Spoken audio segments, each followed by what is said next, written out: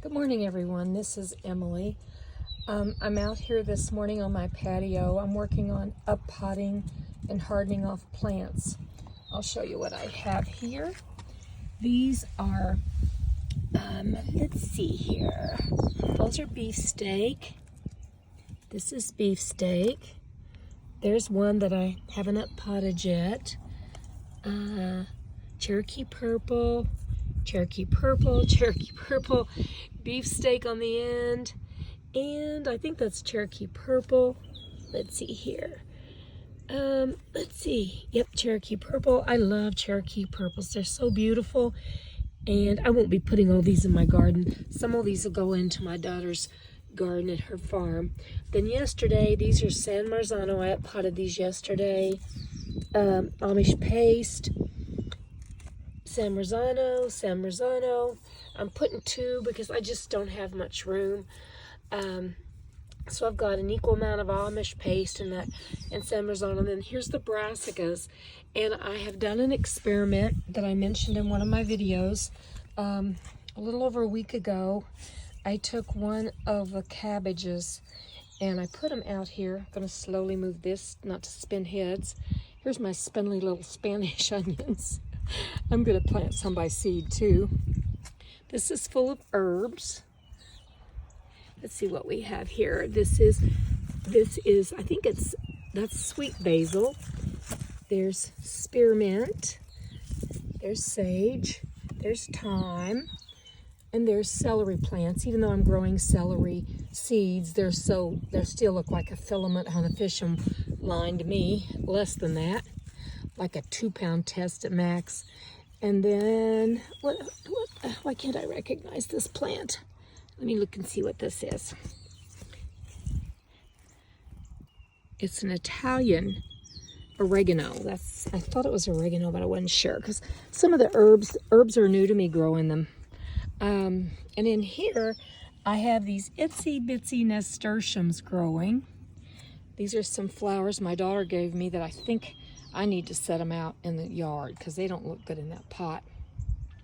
My marigolds are over here waiting patiently, and that little box you see is going to get cleared out this week, and that's where my herbs are going.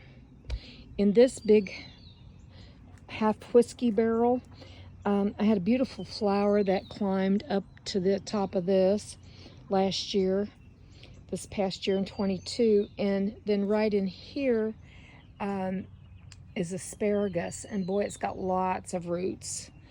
I got a crown last year from my daughter, and I set it in there because I had nowhere else to put it. And out here, today, the load of dirt's supposed to be coming. Not dirt, this is soil. There's compost coming, and to fill that back bed, there's raised garden, and then the two largest raised garden that you can see my garlic growing in, that is going to also have more raised bed. It's a really good combo. That's the best soil. And then over here on the right, that's where all my potatoes are planted. And then in the far back, that's strawberries. They're looking great.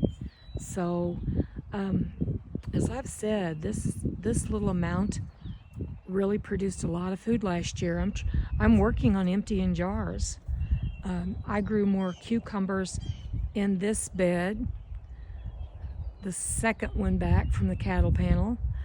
I grew more cucumbers in there than you can imagine. I mean, they were all out in my yard. In behind this small little, I think that's a 4x8. No, I don't think it's that big. 4x6 maybe. I had turnips and kale in that, and it grew great. But in behind it, I dug some holes. My daughter dug holes. I'm not going to say I did it. My daughter did it. She dug some holes, not very deep, and we filled it with some good potting soil, and it worked. We just mixed it in with my clay, and I planted pumpkins, and I had, if you see one of my videos on me making pumpkin soup, that was from that little area. But we've got a huge garden planted at my daughter's. But I love doing this, so as long as the good Lord keeps me doing it, I'll be able to do it.